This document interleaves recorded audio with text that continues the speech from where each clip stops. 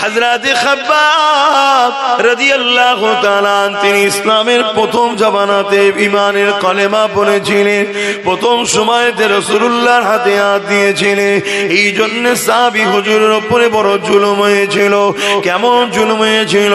আল্লাহ নবী সাহাবীকে নিয়ে গিয়ে আগুন তৈরি করেছে। মন দিয়ে শোনো যুবক, আগুন তৈরি করেছে। ওই আগুনের উপরে বসিয়ে দিয়ে আল্লাহ নবী সাহাবীকে বলতে লেগেছে, আল্লাহ ছেড়ে দাও, নবী ছেড়ে দাও। এদিকে আগুন ধরতে লেগেছে। ওই আগুনে সাহাবী হুজুরের কোমরের গোশতখানা পুড়তে শুরু করেছে। যেমন আমরা কাবাব যখন তৈরি করি, ওই আগুনে গোশত পুড়ে পুড়ে রস বাইর হয়, সাহাবীর শরীর থেকে পানি রস বেরোচ্ছে। ওই গোশত থেকে পানি বেরিয়ে বেরিয়ে আগুনখানা বন্ধ হয়ে যায়। আবার সাহাবীকে আগুন থেকে সরিয়ে আবার আগুন জ্বালিয়েছে, আবার সে আগুনে নিয়ে যে বসিয়ে দিয়েছে। এ যুবক, আল্লাহ পাওয়া তোটা সহজ নয় গো, রাসূল পাওয়া তোটা সহজ নয় গো, আল্লাহর প্রেমিক হওয়া তোটা সহজ নয় গো। আল্লাহ তার প্রেমিকদেরকে পরীক্ষা নেবে গো। আল্লাহ তার প্রেমিকদেরকে পরীক্ষা নিয়েছে। সেই নিদর্শন আল্লাহ দুনিয়াকে দেখিয়ে দিয়েছে। আমার ভালোবাসার দাবি শুধু করলে হয় না, আমার যারা প্রেমিক হয় তাদের মধ্যে থেকে দেখো খাব্বাবকে। যে খাব্বাব আমি আল্লাহ আমাকে ভালোবেসেছিল বলে, আমার রাসূলুল্লাহকে ভালোবেসেছিল বলে, তাকে জালিমরা নিয়ে যে আগুনের উপরে বসিয়ে দিয়েছিল। ওই আগুনের কষ্ট পড়তে পড়তে পড়তে বারবার আগুন বন্ধ হয়ে যায়, আবার আগুন ধরায়, আবার বসানো হয়, আর বারবার বলা হয়, এ খাব্বাব আল্লাহ রাসূলকে ছেড়ে দাও। এ দুনিয়ার মানুষেরা শোনো, আমার প্রেমিক যারা হয় তারা কখনো আমি আল্লাহ রাসূলকে ছাড়ে না।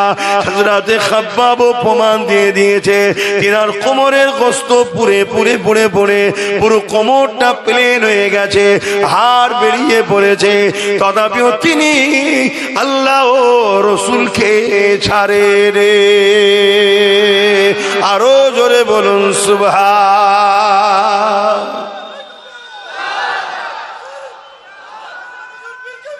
আল্লাহু আকবার।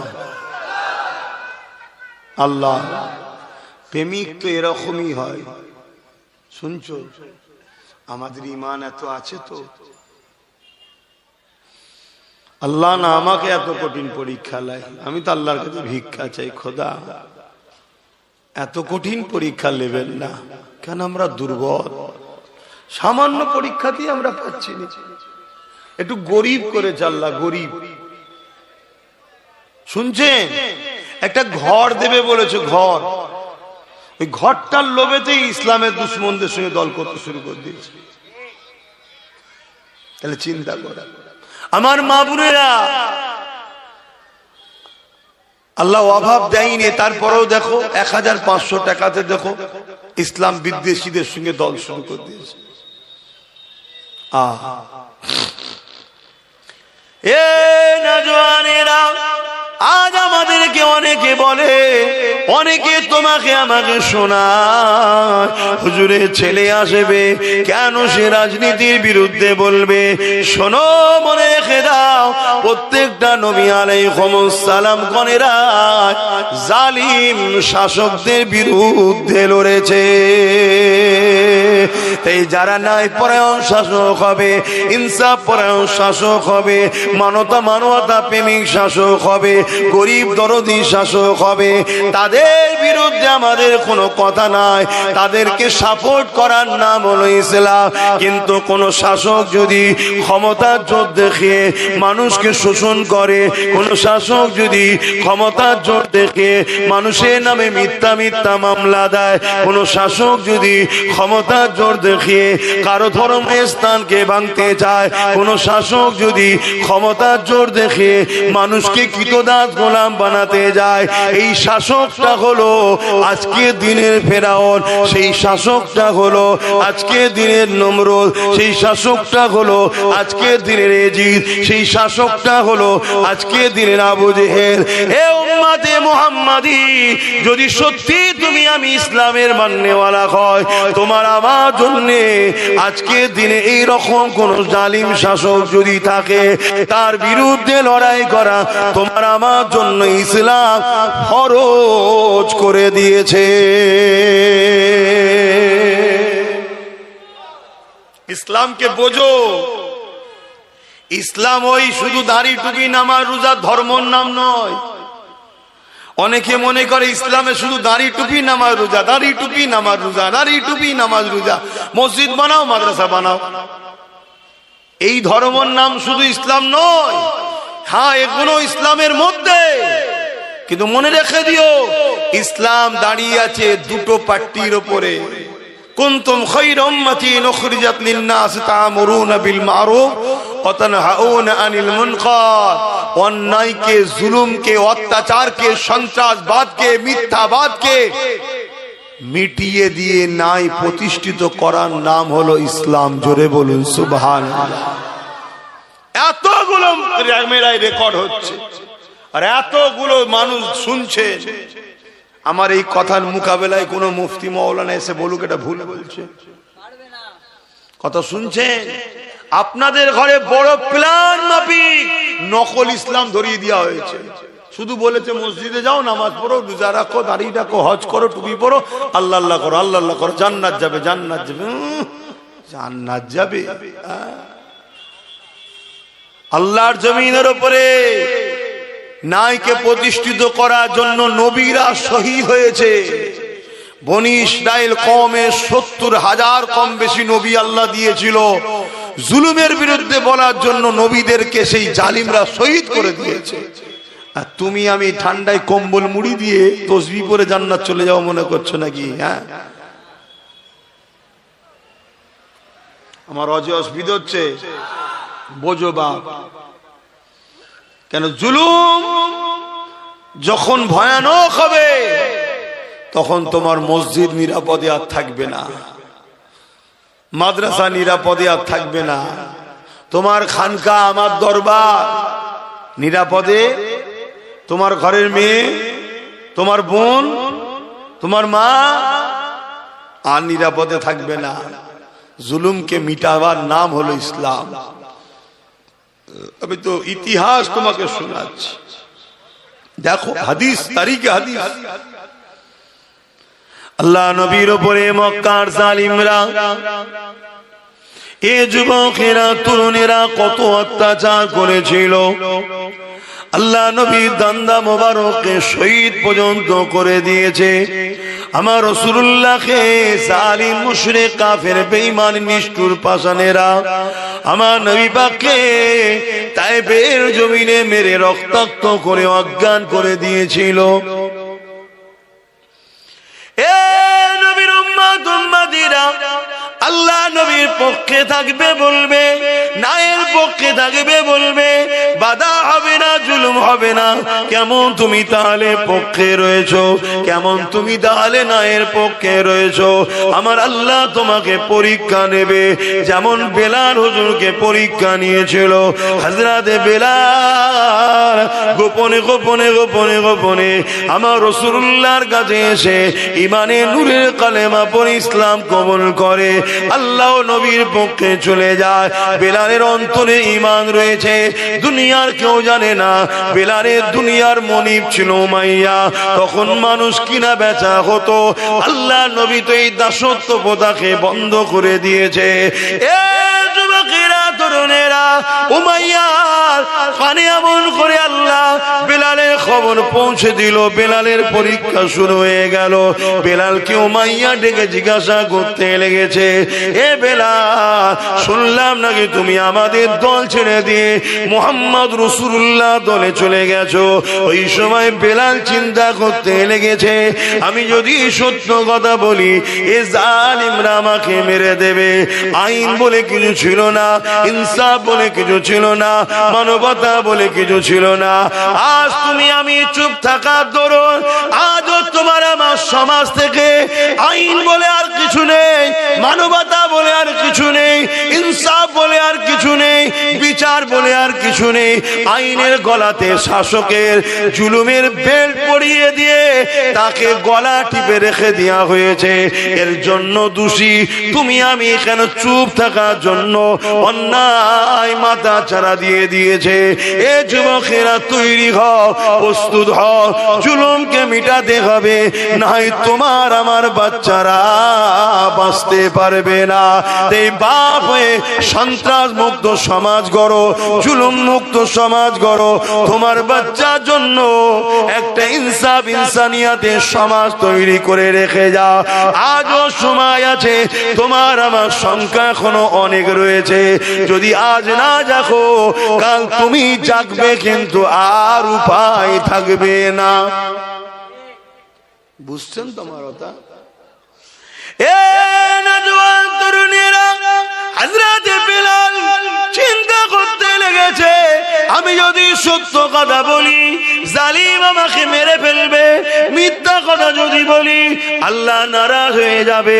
ওই সময় বেলালও বলেছিল আশহাদু আল্লা ইলাহা ইল্লাল্লাহ ওয়া আশহাদু আন্না মুহাম্মাদান আবদুহু ওয়া রাসূলুহু। এই কথা শুনে উমাইয়া রেগে গেল, এও জালিয়ে বেলাল রে, আমি তোমাকে খরিদ করেছি, তুমি আমার কেনা গোলাম, ক্ষমতা এখন আমাদের হাতে, যা খুশি তাই করতে পারি, তোমাকে মেরে ফেলতে পারি।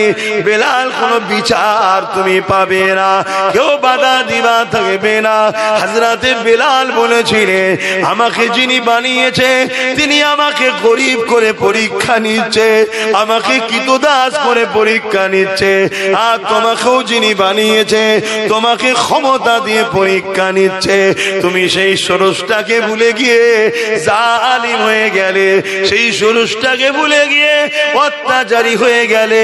আর আমি বেলাল গরিব হতে পারি, আমার মালিক আমার অন্তরে রয়েছে, আমার রসুল আমার অন্তরে রয়েছে।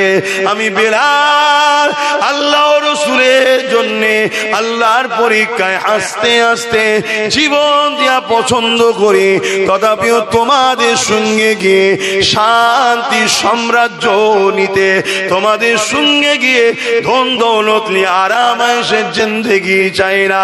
কারণ এই দুনিয়া দুদিনের, আমি বিলাল আল্লাহ রসুলকে হৃদয়ে রেখেছি, দুনিয়ার কোনো ক্ষমতা নাই আমার হৃদয় থেকে আল্লাহ রসুলকে বার করে দিতে পারবে।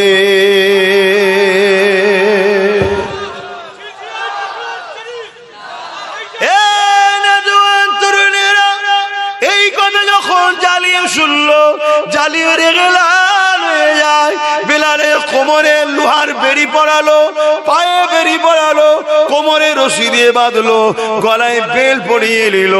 যেমন করে গৃহপালিত পশুগুলোকে টেনে টেনে নিয়ে যাওয়া হয়।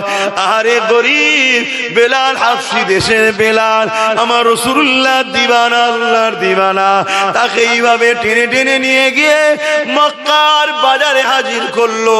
ভিড় জড়ো হয়ে গেল, ভিড়ের সামনে লোহাকে আগুনে দিয়ে গরম করে বেলালের ঠোঁটে মুখে ছ্যাঁকা দিতে লেগেছে। যে ছ্যাঁকার জন্যে বেলালের ঠোঁট ফেটে গিয়েছিল, ঠোঁট পুড়ে গিয়েছিল, তাই হযরতে বেলাল তুতলা হয়ে গিয়েছিল। বেলালের ঠোঁট গুলো জীব গুলোকে পুরাতে লেগেছে। এই অবস্থা তো বেলাল এই জবান দিয়ে বলতে লেগেছে লা ইলাহা ইল্লাল্লাহ মুহাম্মাদুর রাসূলুল্লাহ। হে যুবক, মন দিয়ে শোনো, এখন পাপ তোমার কোমর পর্যন্ত উঠেছে। এখানে যদি তুমি দাবিয়ে পায়ের তলায় নামাতে না পারো, এই পাপ আগামী দিন তোমার বুক পর্যন্ত উঠবে, এই পাপ আগামী দিন গলা পর্যন্ত উঠবে। একটা দিন আসবে এই জালিম শাসকরা তাদের প্রশাসন দিয়ে তোমাদের ঘরের কোরআনকে ব্যান করবে। এই জালিম শাসকরা একটা দিন আসবে প্রশাসন দিয়ে তোমাদের বাড়ির মেয়েদেরকে উঠিয়ে নিয়ে যাবে, বাজারে তাদেরকে নিলামে তোলা হবে। একটা দিন আসবে এই প্রশাসন দিয়ে এই জালিম শাসকরা তোমার আমাকে জোর করে বলবে আল্লাহ ছেড়ে দে, নবী ছেড়ে দে। তুমি এখন ভাবছো তারা না হয় আমার মসজিদ নিচ্ছে, আমি আমার ঘরে নামাজ পড়ে লব। এদের লক্ষ্য তোমার মসজিদ মাদ্রাসা লিবা নয়, এদের লক্ষ্য হলো তোমাদেরকে মেরে দেওয়া, তোমাদেরকে শেষ করে দেওয়া। তার প্রথম পেহচানটাকে এরা মিটাতে লেগেছে, তারপরে তোমাদেরকে টার্গেট করবে। কারণ এরা জানে যতদিন তোমার আমার মধ্যে আল্লাহ রসুলের মহব্বত আছে, এদের অন্যায় সাম্রাজ্য টিকে থাকতে পারবে না। এরা যে ফেরাউনের মতো আজও খোদা হতে চাইছে, নমরুদের মতো আজ এরা খোদা হতে চাইছে। এরা গরিব অসহায় দুঃখী অন্য ধর্মের মানুষকে তো কৃতদাস দাসী বানিয়ে দিয়েছে, কিন্তু উম্মতে মুহাম্মাদি তোমাকে আমাকে কিন্তু কৃতদাস বানাতে পারেনি। তাই এরা যেমন করে হোক তোমাকে আমাকে মিটিয়ে দিবার চেষ্টা করছে। সেদিন বেলাল হুজুরের ওপরে মক্কার বাজারেতে নানা দিক দিয়ে অত্যাচার শুরু হয়েছে। কেউ পাথর ছুঁড়ে মারে, কেউ রড দিয়ে মারে, কেউ বেরি দিয়ে মারে, এমন করে চারিদিক থেকে বেলালকে মারে। আরে কেন মারিস রে? কি করেছে রে? বেলাল কি চুরি করেছে? না চুরি করেনি। খুন করেছে? না করেনি। কেন তাহলে মারিস? বেলালের অপরাধ কি? রেপ করেছে? না করেনি। তাহলে কি অপরাধ করেছে? বেলাল মুহাম্মদ রাসূলুল্লাহর সাথে চলে গেছে।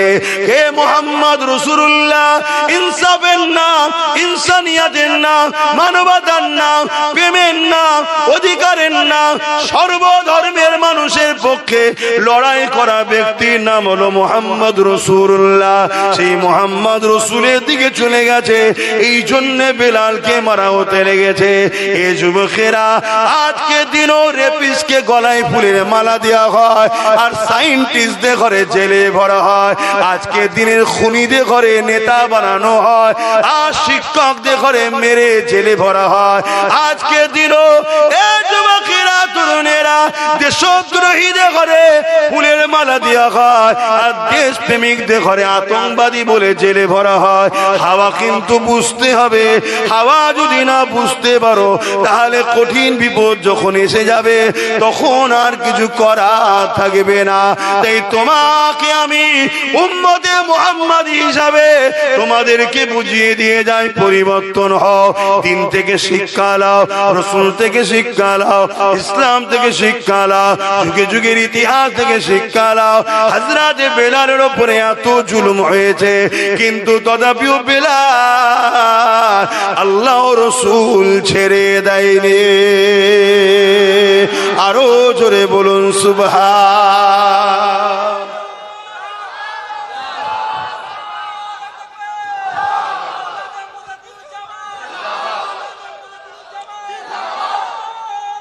আল্লাহ, আমার ভাইয়েরা, আমার আলোচনায় অসুবিধা হচ্ছে আপনাদের?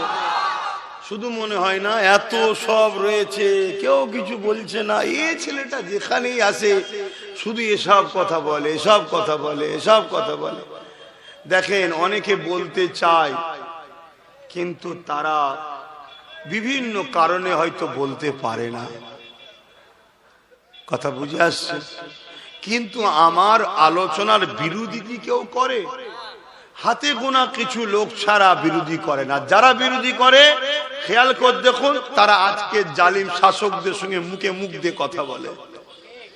তাই তারা বিরোধী করার পিছনে কারণ হলো শাসকের থেকে তুলা পায়, টাকা পায়, ভাতা পায়, মাল পায়, এজন্য তারা বলে। না হয় যে কথাগুলো আমি আপনাদের শেখাচ্ছি, বুঝাচ্ছি, জানাচ্ছি, এটা অতি হাকিকাত, অতি বাস্তব কথা বলছি। প্রথমে একটা ফুসকুড়ি হয়, আপনি ভাবলেন ফুসকুড়ি তো একটু চুলকে দিলেন কি, তারপরে সেটা দেখবেন একটু বড় আকার লায়, একটু লাল টাইপের হয়, একটু ভেতরে কি সাদা মতো জমছে, আপনি সেটাকে টিপে বার করে দিলেন, আবার একটু বড় আকার লায়, তারপরে বলছে, ডাক্তার বলছে এটা ফোড়া মনে হচ্ছে, হতে পারে, ঠিক আছে গরম পানিতে বরিক করো। আবার গরম পানিতে বরিক করছেন, নানা রকম জিনিস বেরোচ্ছে, কিন্তু আস্তে আস্তে ওর বার কিন্তু কমছে না, এলাকা বড় নিচ্ছে। লাস্টে যখন ডাক্তারের কাছে যান তখন ডাক্তার বলে এ তো জন্ডিস, ক্যান্সার হয়ে গেছে। শুনছেন কি বলছে? তা চুলকোতে খুব ভালো লাগে, কিন্তু ওই চুলকোনায় একদিন ক্যান্সারে পৌঁছে দেয়।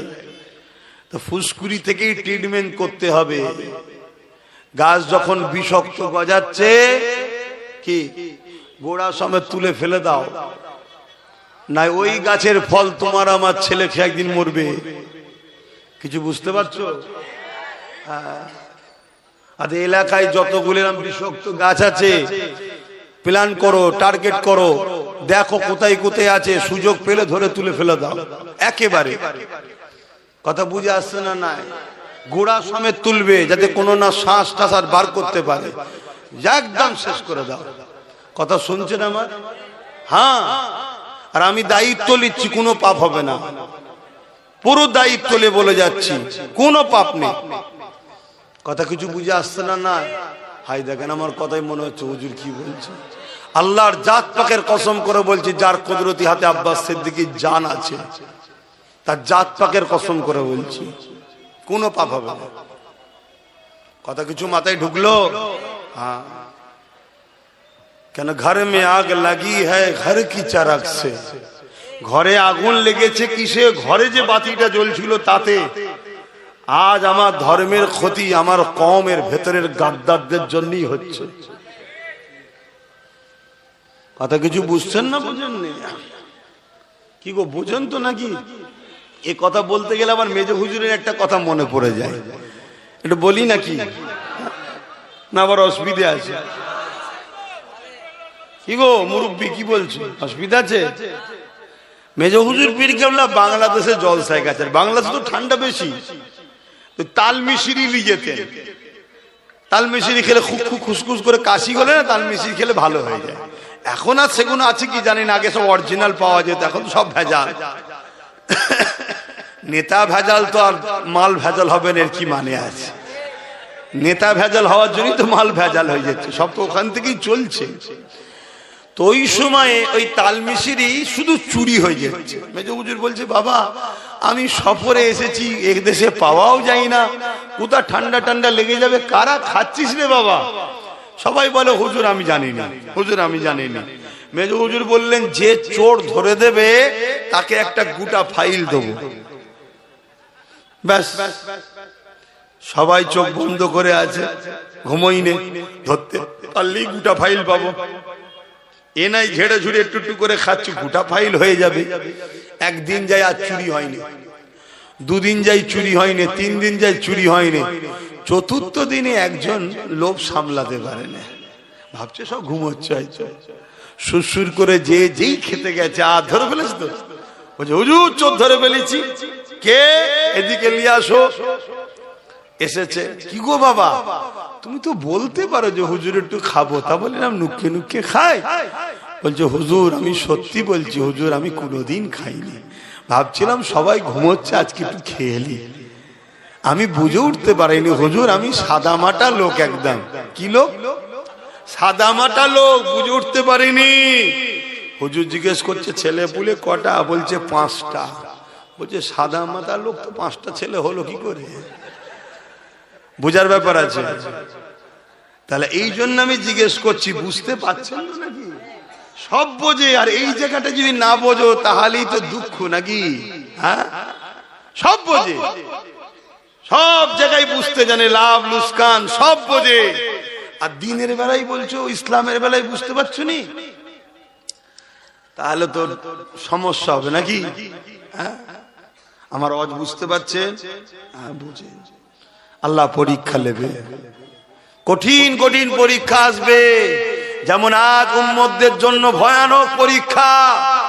একদিকে বিজেপি সরকার হুমকি দিচ্ছে মুসলমানদের তাড়িয়ে দেবো, এনআরসি করবো, এটা করবো, ওটা করবো, মোল্লাদেরকে মেরে দাও, কেটে দাও, হ্যান করো, ত্যান করো। অপরদিকে আবার যাকে ভালোবেসে আমরা দল করেছিলাম সেও আবার বিজেপির আইনকে মেনে নিয়েছে। করেছে না করেন? তাহলে কোন কঠিন পরীক্ষায় এসে গেলাম বলো? একদিকে না হয় ওর জ্বালায় এর সাথে ছিলাম, কি ওর জ্বালাতেই ছিলেন তো নাকি? আবার ইও ওর সাথে হাত মিলিয়ে দিয়েছে। দেখুন কত কঠিন পরীক্ষা। পরীক্ষা না পরীক্ষা না? হ্যাঁ।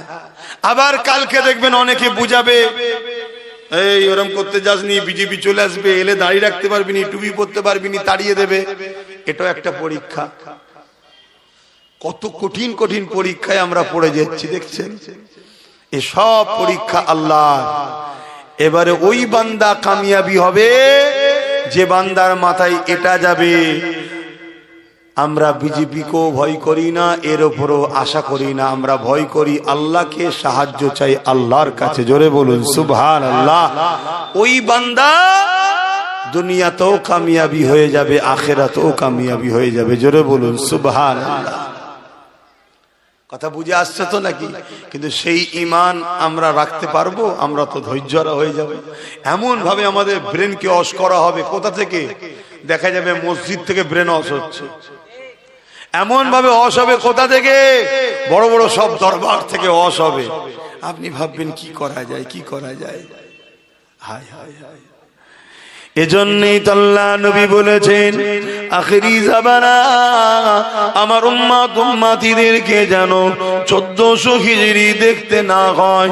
কেন? আমার উম্মত উম্মতিরে আখিরি জামানায় এত ফিতনা হবে, এত ফাসাদ হবে, হাতের তালুতে আগুন রাখা থেকেও ঈমান বাঁচানো বড় কষ্ট হবে। হাতের তালুতে আগুন রাখতে পারবেন? এর থেকেও কষ্ট ঈমান বাঁচানো। তাহলে কি হবে?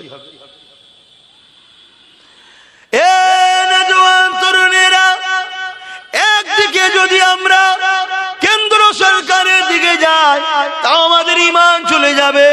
কেননা সে জালিম আমার মসজিদ মাদ্রাসার বিরুদ্ধে ওয়াকফ কালা কানুন তৈরি করেছে, অর্থাৎ সেই ইসলামের বিরুদ্ধে, মসজিদ মাদ্রাসার বিরুদ্ধে। তার দিকে কোনো মুসলমান যদি যায় সেখানেও ঈমান চলে যাবে। অপর দিকে আজ আমরা কোন দিকে যাব? এই রাজ্য সরকার, সেও কেন্দ্র সরকারের আইনকে মেনে নিয়েছে না লাইনে। আল্লাহ নবী জানিয়ে দিলেন মুসলিম শরীফের হাদিস, অন্যায় দেখলে হাত দিয়ে রাখো, যদি হাত দিয়ে রুখতে না পারো মুখ দিয়ে প্রতিবাদ করো, যদি মুখ দিয়ে প্রতিবাদ করতে না পারো অন্তর থেকে ঘৃণা করে দূরে সরে যাও। অন্তর থেকে ঘৃণা করে যারা দূরে সরে যাবে তাদের মধ্যে ঈমান আছে, কিন্তু ঈমানটা হলো বড় দুর্বল। বুঝতে পারছেন? তাহলে অন্যায় দেখলে মুসলমান ইমানদারের জন্য 3টে নমুনা যেন পাওয়া যায়। 3টের মধ্যে কোনটা যদি নমুনা না থাকে ওই মুসলিম নরনারীর ঈমান নাই। আর যার ঈমান নাই সে কবর থেকে শুরু করে প্রতিটা মঞ্জিলে আযাব আযাব আযাব আযাব, শত শেষে সারা জীবনের জন্য জাহান্নাম। আর ঈমান যদি থাকে, পৃথিবী পরিমাণ যদি গুনাহ করে ফেলে, আযাব খেটে খেটে খেটে খেটে একদিন না একদিন জান্নাত যাবে। তাহলে ঈমানের প্রয়োজন আছে না নাই? কিন্তু রাসূল বলছেন অন্যায় দেখলে হাত দিয়ে রুখে দাও। যদি হাত দিয়ে রোকার ক্ষমতা তোমার না থাকে, মুখ দিয়ে প্রতিবাদ করো। মুখ দিয়ে যদি প্রতিবাদ করার ক্ষমতা না থাকে তাহলে অন্তর থেকে ঘৃণা করে দূরে সরে যাও। তাও যদি না করে তুমি অন্যায়ের সঙ্গে সাথ দাও, রাসূলুল্লাহর হাদিস অনুযায়ী তোমার ঈমান নাই। শুনছেন তো নাকি? অসুবিধা হচ্ছে?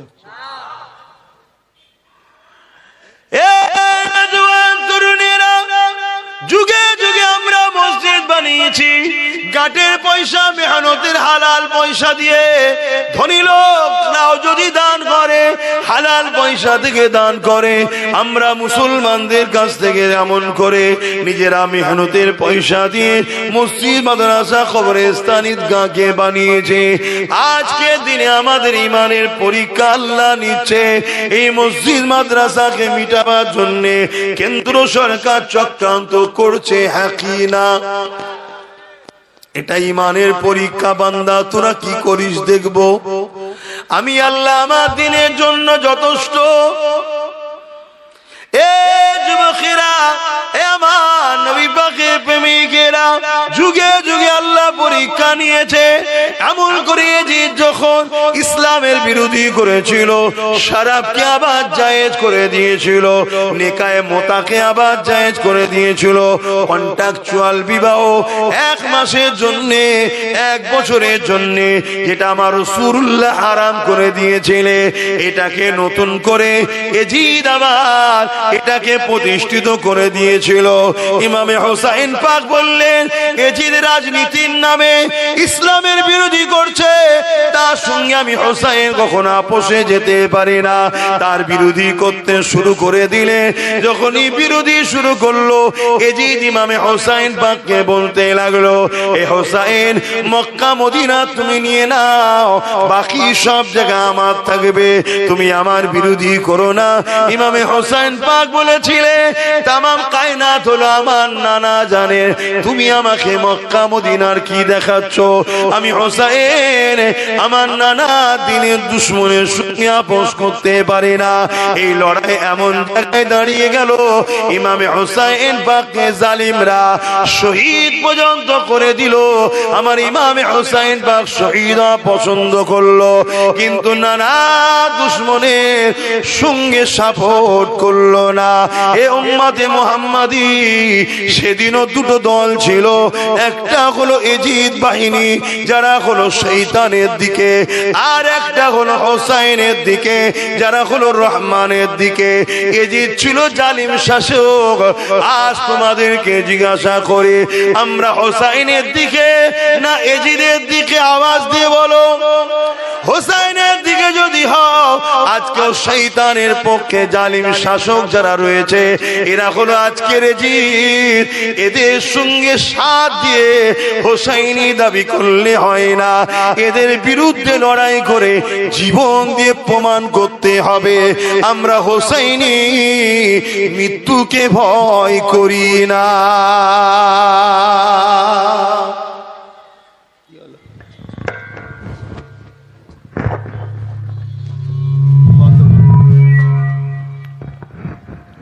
दुरूद शरीफ अल्लाहुम्मा सल्ली अला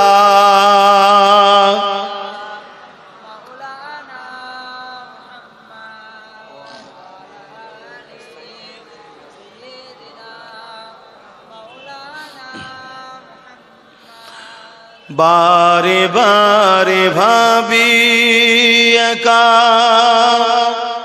বসে নিরালাই রে, পাখি গুলি উড়ে যেতাম সোনার মদিনায় রে, সোনার মদিনায় রে। বুলবুলিরা কোথা যাও, উড়ে যাও কোথায় রে, আমার সালাম পৌঁছে দিও নবীজি রওজায় রে, নবীজি রওজায় রে। বারে বারে ভাবি একা বসে নিরালাই রে, পাখি হলে উড়ে যেতাম সোনার মদিনায় রে, সোনার মদিনায় রে। রহম করো ও গো আল্লাহ, ও দয়াময় রে, পাই যেন নবীর সাবাত, নবী মুস্তাফায় রে, নবী মুস্তাফায় রে। বারে বারে ভাবি একা বসে নিরালাই রে, পাখি হলে উড়ে যেতাম সোনার মদিনায় রে, সোনার মদিনায় রে। আল্লাহুম্মা সাল্লি আলা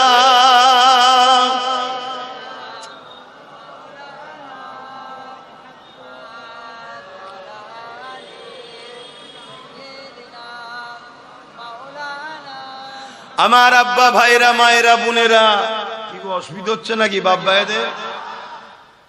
আমাদেরকে আল্লাহ পরীক্ষা নেবে না?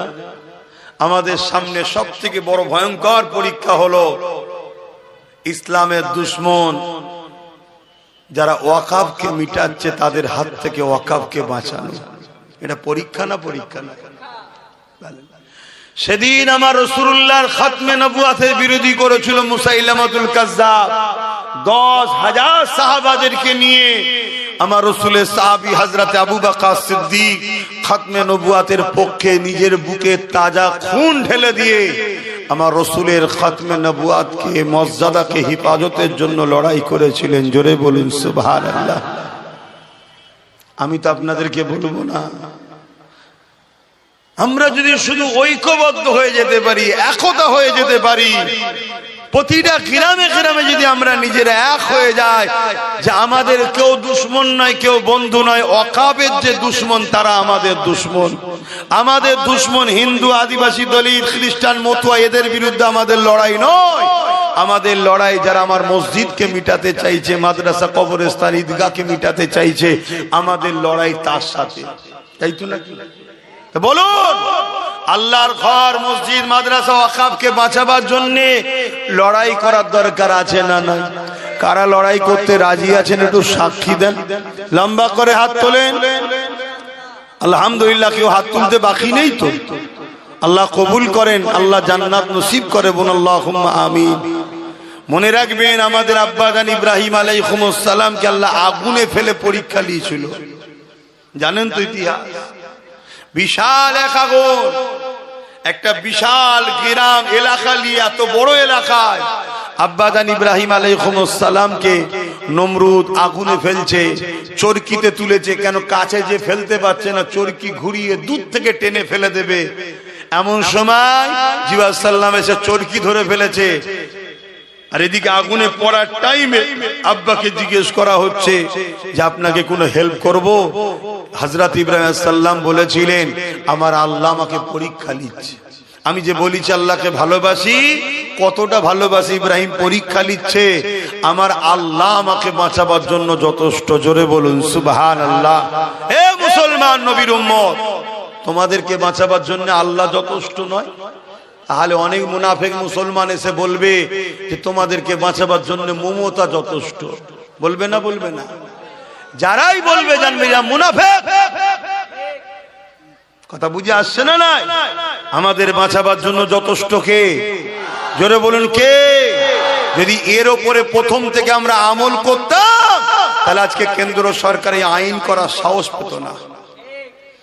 কিন্তু আমরা বলেছিলাম, যখন কলকাতার রেড রোডে মমতা দাঁড়িয়ে বলল বিজেপির হাত থেকে সারা দেশে রুখবো আমি।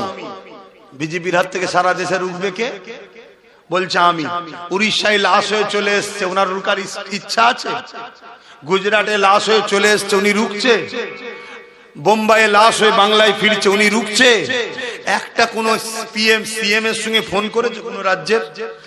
আমি বাংলা সিএম বলছি, আমি জানিস ইডি সামনে থেকে ফাইল চুরি করা লোক, আমি খুব সাবধান। একটা কেউ বলেছে? অতএব আমার রাজ্যের কোন ছেলে যদি আর একটা মরে, তাহলে এই রাজ্যে যা আছে সব পাঠিয়ে দেবো, ওইগুলোকে নিয়ে চলে আসবো। একটা হুমকি দিলে সব রাজ্য ঠান্ডা হবে না? হবে না? বলেছে? তাহলে এই যে বলছিল যে বিজেপির হাত থেকে পুরো দেশে বাঁচাবো, বললে হতো যে বাংলায় বাঁচাবো। ঝোঁকের মাথায় পুরো দেশ বলে দিয়েছে, আর আমরাও হাঁ করা ভাবছি তাই হবে। কথাই কষ্ট হয়ে গেল নাকি? ফুকুরি বলবো? ভালো ধারে বোঝেন। তাহলে আজকে যদি আমরা তার উপরে ভরসা না করতাম, তাহলে আজকে কেন্দ্র সরকার কিন্তু আইনটা করতে পারতো না। কেন? ভেতরে ভেতরে এর এমপিরা সব ভেতরে ভেতরে ভোট দিয়ে দিয়েছে। সামনে নাটক করছে, লড়াই করছি, ভেতরে ভেতরে ভোট দিচ্ছে সব। আমি তো চ্যালেঞ্জ করছি, ভোট বার করুন। সব ভেতরে ভেতরে ভোট দিয়ে দিয়েছে। কথা মাথায় ঢুকছে? এসব খবর তো আপনারা রাখেন না। 12টা ভোট বেশি পড়েছে। 12টা এলো কোথা থেকে? এই 12টা ভোট এলো কোথা থেকে? তো মন দিয়ে শোনে। তাহলে আজকে সেই জায়গায় চক্রান্ত করে এই সবগুলো করা হচ্ছে। আজকে যদি আমরা আল্লাহর উপরে ভরসা করি, আমার আল্লাহ আমাদের জন্য যথেষ্ট নয়? আব্বা জান ইব্রাহিম আলাইহিস সালামকে যখন নমরুদ আগুনে ফেলে দিল, আল্লাহ পাক জানিয়ে দিলেন আগুন আমার ইব্রাহিমের জন্য আরামদায়ক ফুলের বাগান হয়ে যায়। এ যুবকেরা, আব্বা জান ইব্রাহিম আলাইহিস সালামকে দুনিয়া সবাই দেখছে আগুনে ফেলেছে, কিন্তু আগুনের ভেতরেই আল্লাহ পাক ফুলের বাগান তৈরি করেছে। যে আল্লাহ ইব্রাহিম নবীর জন্য আগুনের ভেতরে ফুলের বাগান বানাতে পারে, সেই আল্লাহর উপরে ভরসা রেখে আমরা যদি এক মুঠো হতে পারি, তাহলে আমাদের সামনে যত বাধা এসুক না কেন, সব বাধাকে ভেঙে ইনশাআল্লাহ আমরা আমাদের মসজিদ, আমাদের ঈদগাহ, আমাদের কবরস্থান, আমাদের ওয়াকফকে ইনশাআল্লাহ আমরা বাঁচাতে পারবো। এ যুবকেরা, তরুণেরা, এই বলে দিয়ে যায় আল্লাহর উপরে ভরসা করে। কেন? আমার রাসূলুল্লাহ জানিয়ে দিয়েছে, আমার বড় ভয় হয় আমার উম্মতের ক্ষতি প্রকাশ্য দুশমনেরা করতে পারবে না, আমার উম্মতের ক্ষতি মুনাফিক ছদ্মবেশীরা করে দেবে। কেন্দ্র সরকার হলো মুনাফিক, এই প্রকাশ্য জালিম, আর রাজ্য সরকার হলো মুনাফিক। শুনছেন তো নাকি? হ্যাঁ, এই মুনাফিকই করেছে আমাদের সাথে। বলেছিল যে আমি থাকতে এই রাজ্যে ওয়াকফ লাগু, আর আমি বেঁচে থাকতে এসআইআর হতে। মরে গেছে নাকি? আল্লাহ বালা কবে যে যাবে, কথা বুঝছেন না? বোঝেন? আবার অনেক আমার কওমের ভাই আছে, বলে আমরা মুসলমান, বলে না বলে না, এই মমতার বিরুদ্ধে বললে তাদের কষ্ট হয়। শুনছেন আমার কথা? অথচ আমার কোরআনের বিরুদ্ধে একজন ফোরপাস মাতাল বলল, আমার কওমে সেই সব নেতাদের কোনো কষ্ট হয়নি। তোমাদের এলাকায় অনেক অর্থশালী পয়সাওয়ালা লোক আছে, পয়সা দিয়ে গুন্ডা কিনে নিরীহ মুসলমানদের উপর জুলুম করে, মারে পেটে। খোদা তো একবার বিয়জ্জুলিতে ফেলেছিল, আবার বার হয়ে গেছে। ও যদি হিদায়েত চাইতো খুব ভালো, না এবার যেদিন আল্লাহ ধরবে ওর আর রেহাই নেই। ও গরিবদের উপরে জুলুম করে। ও যদি সত্যি ওর অন্তরে ঈমান থাকে, আমি জানতে চাইছি, মমতার বিরুদ্ধে বললে তোর কষ্ট হয়, তাহলে আমার কোরআনের বিরুদ্ধে বললো তুই একটা কেস করলি না কেন? এটা প্রশ্ন তো নাকি?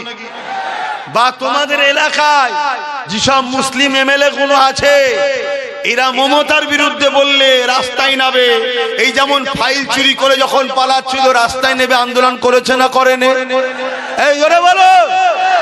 চোরের হয়ে এরা রাস্তায় নাবে, কিন্তু কোরআনের বিরুদ্ধে যখন কথা বললো, ওইদিকে আরেকজন ইসলামে নাকি রেপ করা ভালো কাজ বললো, অর্জুন সিং, এদের বিরুদ্ধে মুসলমান এমএলএ গুলো রাস্তায় নেমেছিল।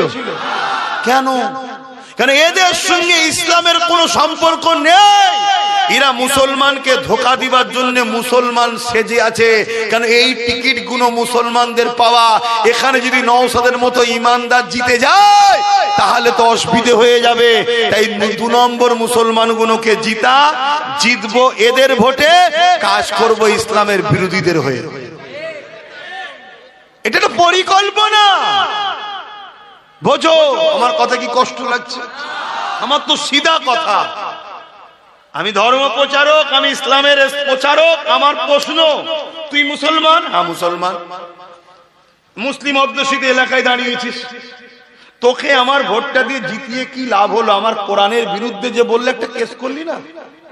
তাহলে কাল যে কোরআনের বিরুদ্ধে বলার জন্য তার বিরুদ্ধে যদি তুই কেস না করিস, কাল মুসলমানকে যখন মিথ্যা এনআরসি দিয়ে বা মিথ্যা ভাবে মুসলমানকে মারবে, মনে হয় এরা আমাদের হয়ে লড়বে? কেন? আমাদের দাম বেশি না কোরআনের দাম বেশি মুসলমানের কাছে? তো তুই কোরআনের যখন সাথ দিলেনি, মুসলমানের সাথ দেবে মনে হয়? এগুলো ভাবো, এগুলো ভাবো, বোঝো। আমার কথায় কষ্ট হলো? পয়সা দেয় নাকি?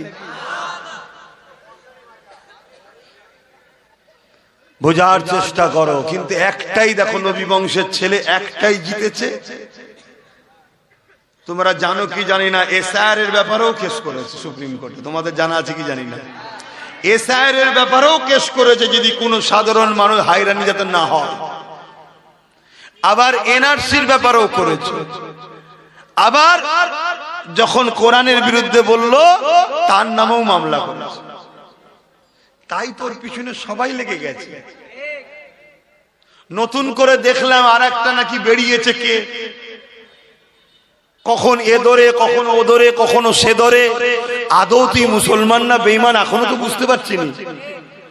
কেন কখনো মন্দিরেও দেখা যায়, কখন মসজিদেও দেখা যায়। দেখা যায় না, যায় না? হ্যাঁ, হঠাৎ করে বলছে আমি মুসলিম দরদি হয়েছি, তো ভালো কথা, ভালো কথা, মুসলিম দরদি হওয়া তো ভালো।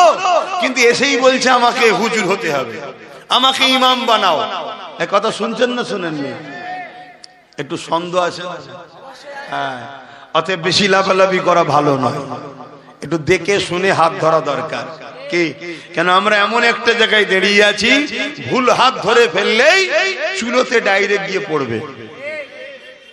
আছো কোথায়? কড়াতে। আছো কোথায়? কড়াতে। কষ্ট না আরাম? উঠতে হবে না? হবে না? কিন্তু ওঠো, এমন লোকের হাত ধরে ওঠো সে যেন তুলে তোমাকে ডাঙাই না ভাই। এমন লোকের হাত ধরতে যাওনি, ধরে নিয়ে যে কড়া থেকে। আমি কি বলছি বুঝছো তো? আচ্ছা, এত বুঝাই কেন জানো? তোমাদেরকে ভালোবাসি, রসুল পাক তোমাদেরকে ভালোবাসে। তাই তোমাদেরকে যদি আমি ভালোবাসি, আমার বিশ্বাস নবী আমাকে শাফাআত করবে। তাই তোমাদেরকে ভালোবাসি, দাদা হুজুরের রুহানি আওলাদ তোমরা। তাই না, কি দরকার আছে দুটো প্লেন কথা বলে গেলে? আমার তো দাওয়াত আরো বাড়বে রে বাবা, ঠিক তো নাকি? আমার জলসায় বাধা হয় না? হয় না? কত বাধা। কখন এ ডাকছে ফোন করে, এদিকায়, ও বলছে এদিকায়, ও বলছে এদিকায়, এ বলছে 5 লাখ টাকা দিয়ে দিচ্ছি, পুরো হুজুরের সেটআপ আমি এনে দেবো, ওইটাকে বাদ দে দে। বাবা, তোদের আবার হুজুরের সেটআপও আছে? তার মানে বুঝতে পেরেছেন, সেই ব্রিটিশ আমলে একদল লোককে ব্রিটিশরা নিয়ে যে আন্দামান সেলুলার জেলে রেখেছে, কালা পানির শাস্তি দিয়েছে। আবার ব্রিটিশরাই একদল মৌলানাদের ঘরে মাসে মাসে মাইনও দিত। ব্যাপারটা কি? কথা কিছু মাথায় ঢুকছে? আজকে যেটা ঘটছে এটা নতুন নয়। যদি নতুন হতো না হয় তোমরা বুঝতে পারো না, আলাদা কথা। তোমরা একটু পিছনে যাও না, ব্রিটিশদের পিরিয়ডেও যাও। ব্রিটিশদের সময় এই ভারতবর্ষে আব্দুল আজিজ মুহাদ্দিস দেহলভী রাহমাতুল্লাহ আলাইহি যখন ফতোয়া দিল ব্রিটিশদের বিরুদ্ধে লড়াই করা ফরজ, ওই সময় ব্রিটিশরা দেখলো হাই সর্বনাশ, এবার তো টিকা মুশকিল। এবার তো টিকা মুশকিল। কেন? মুসলমান ফরজ তো করতেই হবে, নাই তো কবিরা গুনাহ হবে, জাহান্নামে যেতে হবে। তাহলে মুসলমান তো উঠে পড়ে লাগবে। ব্রিটিশ দেখলো আমার তো পিঠের চামড়া তুলে ফেলবে পারে, তা কি করা যায়? ব্রিটিশ চর ছেড়ে দিল। লুবি বক্তা, দুবি মলি সাহেব, লুবি মুফতি কে আছে দেখ, কার হুজুর হবার শখ আছে দেখ, একটু হুজুর থেকে মলি সাহেব ধর। কথা বুঝছেন না? বোঝেন না? হ্যাঁ, হুজুরের বেলায় মুরগির রান, আমার বেলায় মুরগির ঠ্যাং। সে শুকনোটা ঠ্যাং খাওয়ার হুজুর কে আছে দেখ। কোন মুফতি সাহেবের লোভ আছে একটু হুজুর হবা দেখ, ধরে লিয়ে ওকে। ব্রিটিশরা চর পেটিয়ে দিল, সব ধরে ধরে ধরে ধরে খবর হয়ে গেল। ব্রিটিশ তাদেরকে পয়সা দিল, কি করতে হবে? আব্দুল আজিজ মুহাদ্দিস দেহলভীর বিরুদ্ধে ফতোয়া দাও। ও ভুলভাল বকছে, কোথায় আছে ব্রিটিশদের বিরুদ্ধে লড়াই করা ফরজ? কোরআন হাদিসের কোথায় আছে? ব্যাস, ফতোয়া শুরু হয়ে গেল। দুটো গ্রুপ হলো না? হলো না? জোরে বলে। ঠিক তেমনি ইতিহাস জানতে হবে। আজকে যখন আব্বাস সিদ্দিকী বলল দিদি মুদিকে ভোট দিয়া হারাম, ভোট দিলে ঈমান চলে যাবে, আমার বিরুদ্ধে একদল ফতোয়া দিয়েছে না যায়নি? হ্যাঁ, কোথা পেয়েছে, কি হয়েছে, এসব বাজে কথা, এসব চলবে না, বলছে না? বলেন।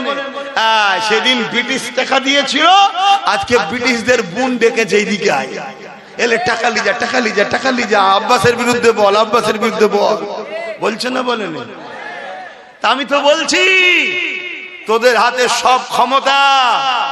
আমার এই ফতোয়াকে কাটার জন্য ব্রিকেট একটা ডেট কর, আর আমি যাব, প্রমাণ করে দেবো দিদি মুদিকে যারা ভোট দেবে তারা বেঈমান জাহান্নামী হয়ে মরবে।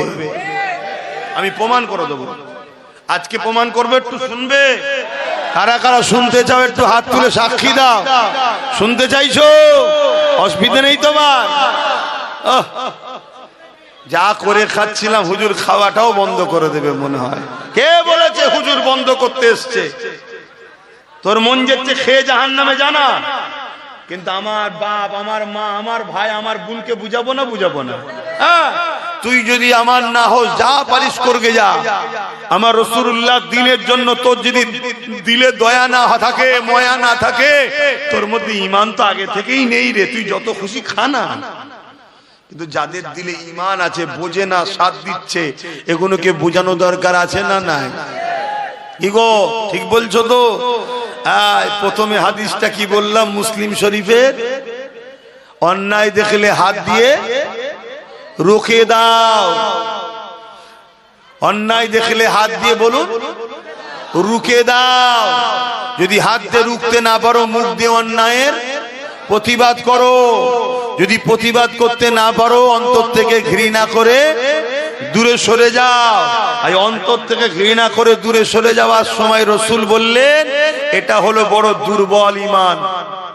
বড় দুর্বল ঈমান, একদম ঈমানের কমজোরি আলামত হলো এটা, অন্তর থেকে ঘৃণা করে দূরে সরে যাওয়া।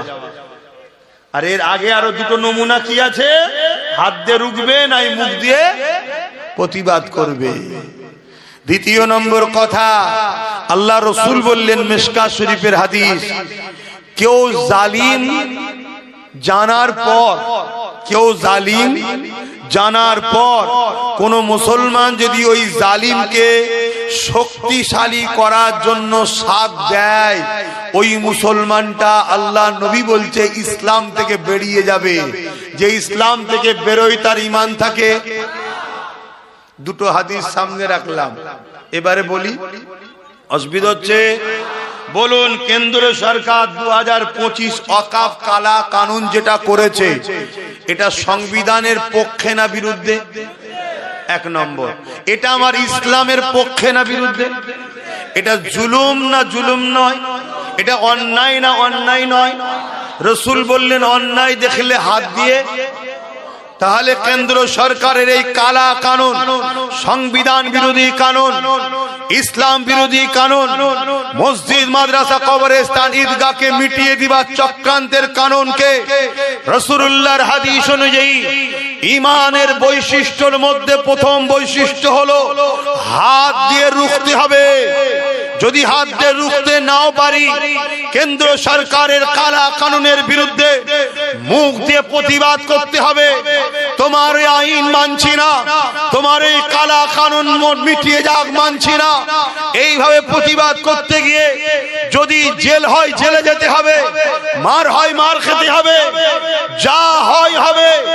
ঈমানকে বাঁচাবার স্বার্থে তোমাকে প্রতিবাদ করতে হবে। যদি প্রতিবাদ করার ক্ষমতাও তোমার না থাকে, কমসে কম কেন্দ্র সরকারের কালা কানুনের বিরুদ্ধে ঘৃণা করে দূরে সরে যেতে হবে। আর এই দূরে সরে যাওয়াটাও যারা করবে, তাদের ঈমানটা কমসে কম আছে, কিন্তু বড় দুর্বল।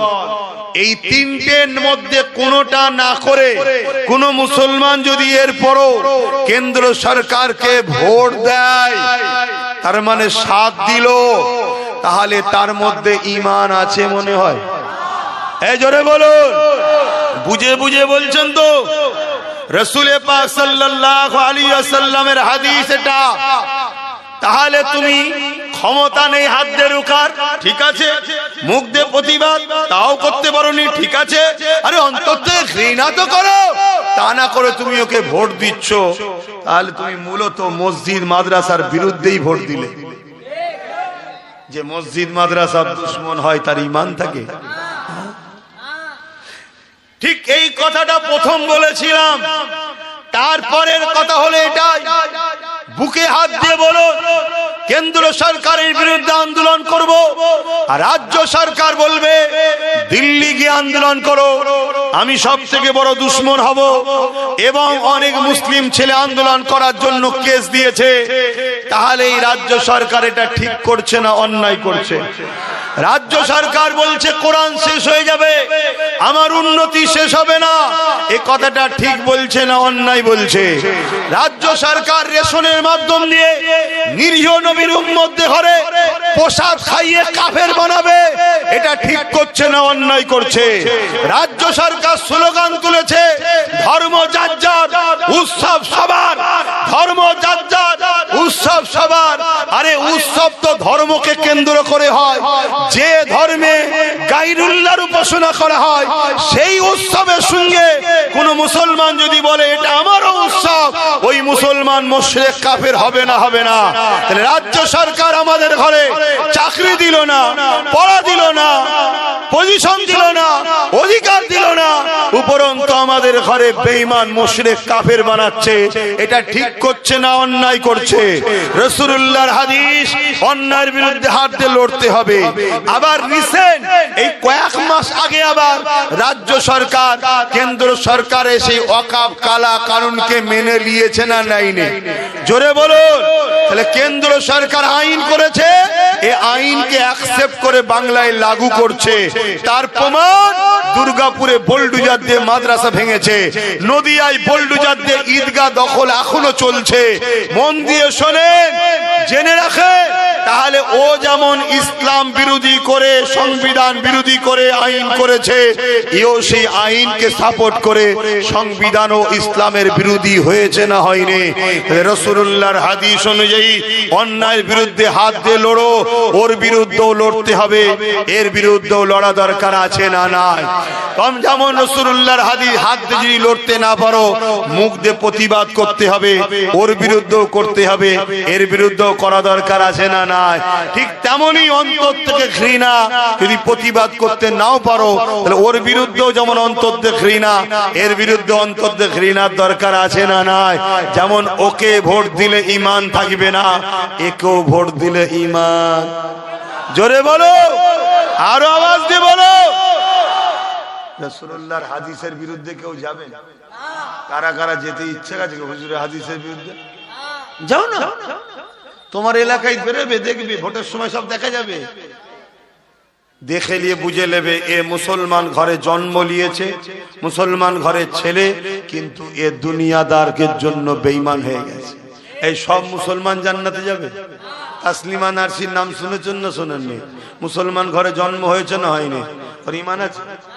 সালমান রুশদি মুসলমান ঘরে জন্ম হয়েছে না হয়নি? ঈমান আছে? এরকম কত রয়েছে রে বাপ। সেই পরীক্ষা শুরু হয়েছে আল্লাহর পক্ষ থেকে।